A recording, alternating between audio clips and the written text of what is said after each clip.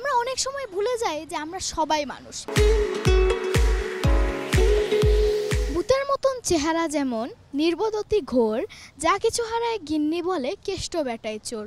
উঠিতে বসিতে করি বাপান্ত, শুনেও শুনে না কানে, যত পায় বেথ না পায় বেতন, তবু না চেতন মানে। কবিগুরু রবীন্দ্রনাথ ঠাকুরের কবিতার এই লাইনগুলো 100 বছরের বেশি পুরাতন হলেও সমাজ যেন 100 বছরে বেশি বদলায়নি। খবরের কাগজ খুললে দেখা যাচ্ছে যে খুব ছোট ছোট কারণে এই গৃহকর্মীদের উপর চলে আসছে ভয়াবহ সব শাস্তি।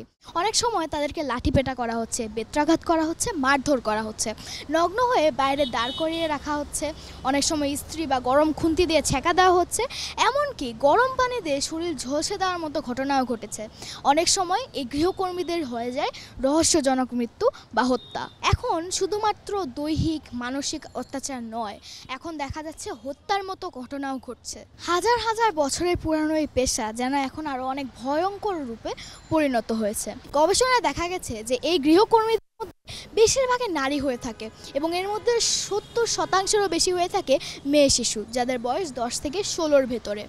যারা হত্যা এবং মানসিক এবং শারীরিক নির্যাতনের শিকার হয়েছে তাদের পরিবারকে অনেক সময় তাদের সাথে কথা বলে জানা যায় যে আদালতের বাইরে টাকা দিয়ে এই সমস্যার সমাধান করতে হয়। যাদের আর্থিক অবস্থা শোচনীয় তাদের পক্ষে এই কাজ করা সম্ভব নয়। বাংলাদেশে চাইল্ড লেবার বা শিশু শ্রম নিয়ে খুব কঠোর নিয়ম আছে, আইন আছে, তবে সেটা অত কঠোরভাবে কিন্তু প্রয়োগ করা হচ্ছে না।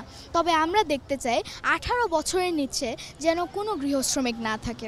আমরা যদি একটু মানবিক হই তাহলে এই গৃহকর্মীরা আমাদের কি পরিমাণে হেল্প করছে সেটা হয়তো আমরা বুঝতে পারবো।